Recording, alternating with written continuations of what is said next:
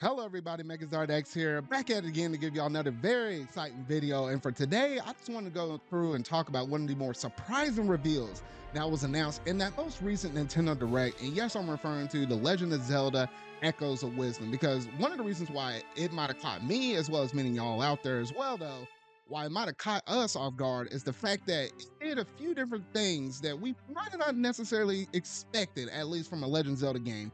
At least one of the reasons why is a lot of people were thinking we're going to get ports of the Wind Waker as well as Twilight Princess being brought over, because it's been in the rumor mills that Nintendo's been sitting on those games for quite some time though. That definitely was not the case.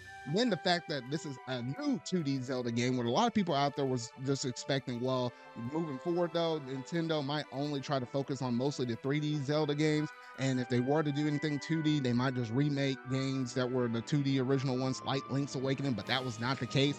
And then on fact of, on top of all of that, the third thing I would say is probably the biggest thing is the fact that Zelda is a main playable character. People have been asking for Zelda to be playable for years now though, and we're not including things such as like the old CDI games or nothing like that, or even like Hyrule Warrior games though, because those are considered spin-off though. But in terms of a main series entry, whether it be 2D or 3D, this is the first time that Zelda is truly playable right here though. So in today's video, I just wanted to go through and just give my overall thoughts and takes of what I thought about this trailer and the future of the Legend of Zelda series. So I think that this could have some very monumental success in change some things for the future for the Legend of Zelda series that I just really want to go through and talk about within today's video though. So if you hadn't already done so, make sure you're going to hit that like button, go ahead and hit that subscribe button and that bell to stay up to date on all things video game related I feel like talking about and discussing. But without any further ado, let's go ahead and jump straight up into this video.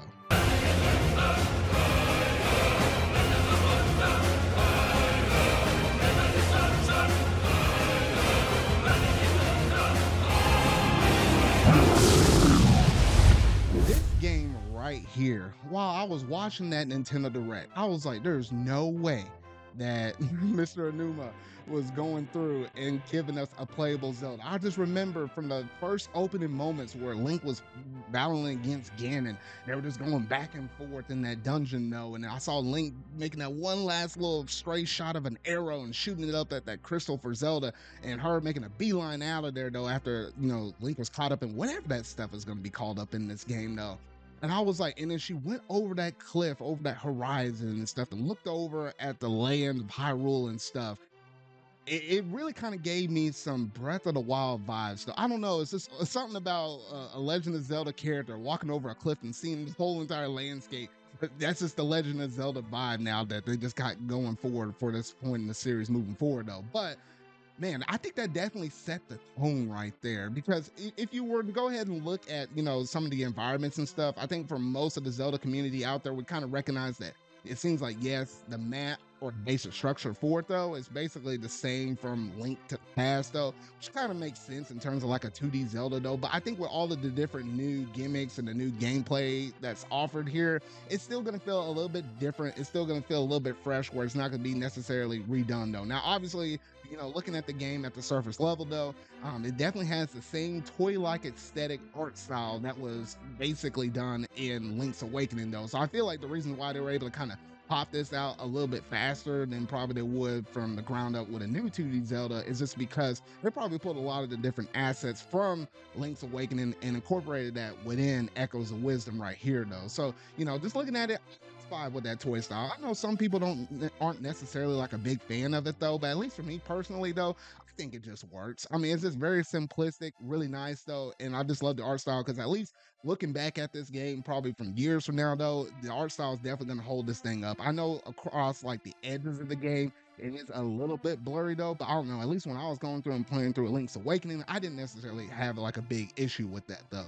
So one of the main features that's introduced in this game that makes this one unique from every other past 2D Zelda games is fact, number one, Zelda is playable though, and instead of being like Link with a sword and shield up in hand though, you basically have this new fairy called Tri who gives like Zelda like a new rod, and where she's able to use these things called echoes. Now these echoes are really cool because of the fact of how you're able to copy a lot of things that you might notice out there in the environment. It could be little things such as like a table, a bed, a tree, or even enemies as well though. So it's like literally you can actually defeat an enemy and then summon it and then use it as an echo though, which looking at that kind of gave me the same similar vibe as like Zelda and Smash Brothers Ultimate, or Smash Brothers in general though, because like that one side B special that she has though, and like literally summons like a Phantom Knight or whatever though, it kind of gave me those kind of vibes, at least from that though. So I don't know if they pull a little bit of inspiration from that or whatever though, but that's really cool right there though. So this basically pops the lid off this can wide open though, because now that you're able to have like not necessarily a crafting system, but like a summoning system via all these different echoes and stuff in terms of combat, as well as like building and stuff like that though, the traversal in this game is going to be so unique where not one person's probably going to have the same similar gameplay from start to finish though. And I think this kind of incorporates really well with the new vision that Aonuma has for the Legend of Zelda series moving forward though, because as we saw within Breath of the Wild and by extension Tears of the Kingdom though, with both those games, they were open world. You're able to tackle it whatever way you want, whether it's like, using some of the different new abilities and stuff that Link has gotten within both those two games respectively though, to be able to traverse the world, fight, and do everything else that you want to do up in those games though. It seems like they took that basic concept but applied it within like a shrunken down environment within this 2D Zelda one, giving Zelda all of these different echo abilities though, because now you're basically able to like craft and stuff and be able to like build like a staircase where you can get over like an edge of a cliff, or just being able to place like water block columns and going straight up on there.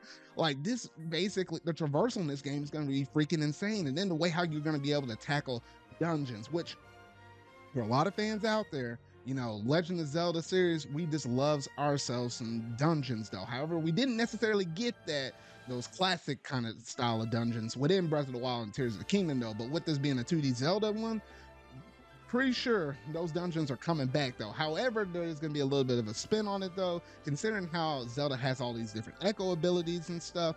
It's going to allow us to be able to traverse through these dungeons in a pretty open worldish atmosphere, because I mean literally, like, you could have in past Zelda games, it's kind of structured around having one particular item and you have to go a set path. But now that you're able to summon all of these different things though, and break different conventions and stuff, or maybe just be able to completely walk over it though, I know the development team is going to have their work cut out for them big time though, because you're going to have to count for a lot of different things though. I know the rifts were basically like what Link got summoned down into and stuff, and the reason why he's gone missing though, I think those rifts are going to be strategically placed around the world of Hyrule, so it keeps you from not necessarily exploring like every nook and cranny of the world though. You might have to get creative in terms of like getting over those obstacles though. But I feel like maybe after you knock out certain dungeons here and there around the world though, it probably will start to open up the map though. So they're probably going to use that to some kind of level or degree to be able to kind of balance out exactly where you're supposed to generally go though,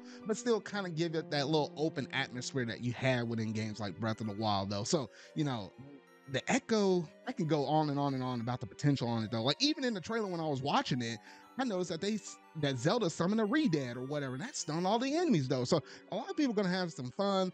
I hate how they took down the sharing feature on Twitter though, because there's going to be some really weird, unique scenarios up in this game that people are going to be able to pull off. I would just love to see share, but it's going to be a little bit tougher to share that stuff now though. Now, outside of the gameplay and the art style, in terms of like what we can normally expect within the game itself though, the pivotal point I would say that's in the center of this whole entire game is the fact that Zelda is playable. Like how I said earlier, this is the first time she's really playable in a mainline 2D or 3D Zelda game. And I just feel like on this one, it's a love letter to the fans, because we've been clamoring on for like 30 something oddball years for the whole entire time that this Zelda series has been a thing. We wanted to have Zelda playable to some kind of extent, not necessarily just in a spinoff, but in the mainline series. I mean, the whole entire series is called The Legend of Zelda, even though we've been predominantly playing as Link in every single one of those games though. I mean, you would think they would just call this thing The Legend of Link at this point though, but no, not really though. So the fact that we got Zelda playable up in this game right here, this kind of speaks wonders that they're finally listening out to us though. And even when you go back and look at the rest of the games that we managed to get released in 2024, it seems like, female protagonists are starting to, become more so a thing though. I mean, you look at Princess Peach Showtime up in this thing though. Now you got the Legend of Zelda Echoes of Wisdom up in here though. Like, you're starting to get a little bit more female representation up in here. So, I can greatly appreciate that. I love the diversity up in these games though. So honestly, that's just such a welcome treat to kind of change things up. And this allows us to be able to explore Hyrule in a completely different manner than the way how we've been kind of accustomed to for decades on end though. It's like this opens up the floodgates for something new though. It's like, and it probably won't even just stop here within this 2D Zelda game, because who knows, like, a lot of people have been thinking, it's like, how are you going to diversify and make the Legend of Zelda series feel so much different moving onward from the formula that we discovered in Breath of the Wild and Tears of the Kingdom now.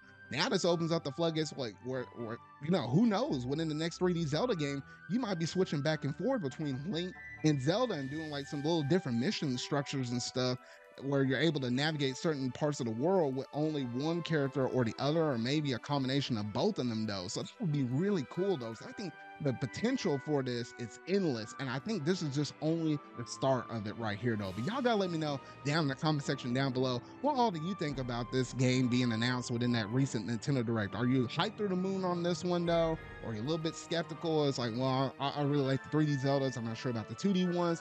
Hey, I don't care what kind of fan you are or what your expectations are, at least give this game a shot. Because hey, if you want to see more stuff like this, the potential for the Zelda series with you having a playable Zelda moving forward though, as a new possibility, you're just going to have to support this game. I think it's going to sell at least fairly well though, considering the sales of Link's Awakening though. So if that's anything to kind of judge this game off of, I'm like, hey, this is just crazy that Nintendo's able to actually pump out a game like this in like the 8th year that the Nintendo Switch is on the market. That in itself is crazy to note right there though. But yeah, let me know what you feel about this game in the comment section down below. But that's gonna basically do it for today's video though. So if you really like this, make sure you go and hit that like button, go ahead and hit that subscribe button and that bell to stay up to date on all things video game related I feel like talking about and discussing. So remember y'all, until whatever video I make next, see y'all.